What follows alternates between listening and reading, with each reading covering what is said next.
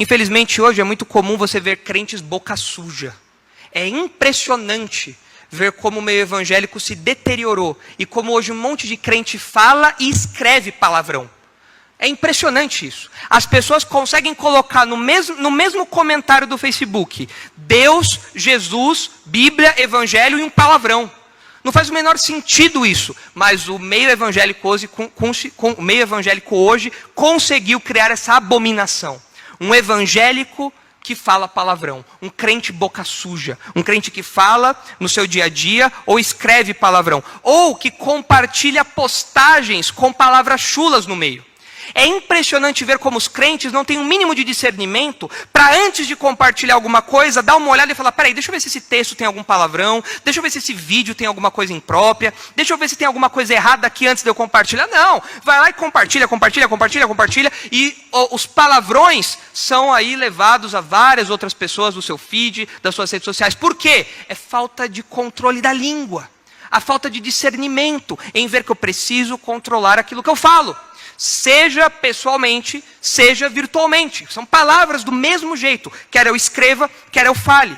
Vejam o que diz Efésios capítulo 4.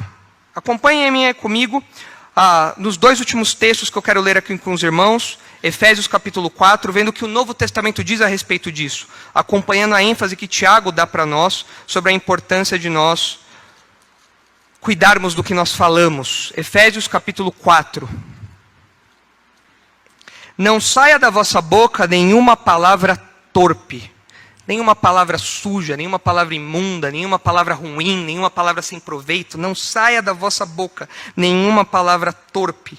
E sim unicamente a que for boa para a edificação, conforme a necessidade, e assim transmita graça aos que ouvem. Esse texto tem um exemplo curioso, porque quando eu estudava no Palavra da Vida, no seminário, eu ouvi uma lenda de um dos fundadores do seminário. É uma lenda porque essa nunca foi confirmado pelo fundador. Ele está vivo, um desses fundadores, o nome dele é Davi Cox.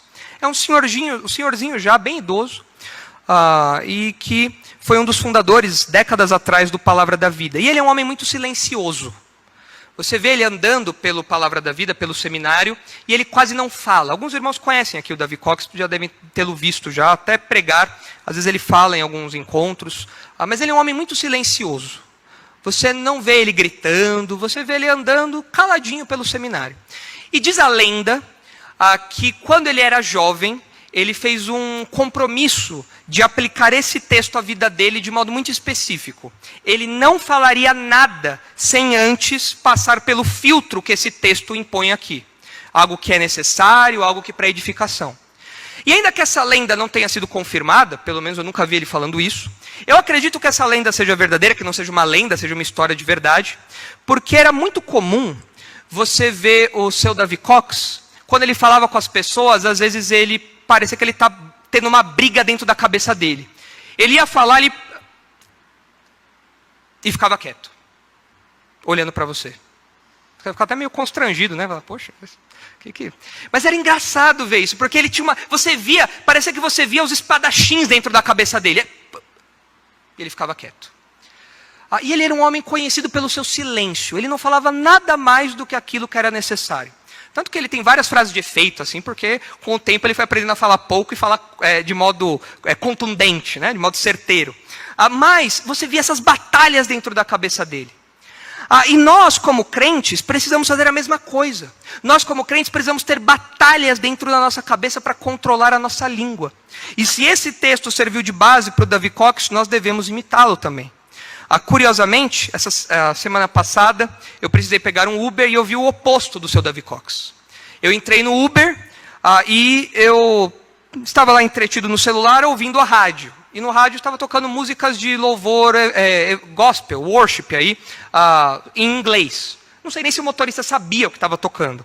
Mas você via lá um Jesus, você via lá um God, Bible, você via lá umas palavras comuns aí que aparecem nesses louvores aí, desses cultos de worship, né? E ele estava lá ouvindo e tal, o rádio, eu lá também, entretido no que eu estava fazendo. E de repente o GPS mandou ele para um outro lugar. e fez ele fazer um desvio, obrigou ele a fazer um desvio e voltar para o mesmo ponto que ele estava antes. O GPS foi muito burro. O GPS deu um comando sem lógica nenhuma. Qual foi a reação do motorista? Enquanto estava tocando lá, ó Jesus, como eu te busco, ó Jesus, como eu te amo. Qual foi a reação dele? Soltou vários palavrões. Falou que o GPS era tudo menos bonito. Falou vários palavrões. Enquanto isso no rádio, tocando ali músicas de louvor. Eu não sei se ele entendia o que estava ali, não sei se ele colocou ali aleatoriamente, mas se ele se achava um crente, havia uma grande incoerência na vida dele. O palavreado dele não demonstrava que ele tinha uma batalha mental, que ele estava refreando a língua, que ele estava dominando a língua, como uma expressão concreta do cristianismo.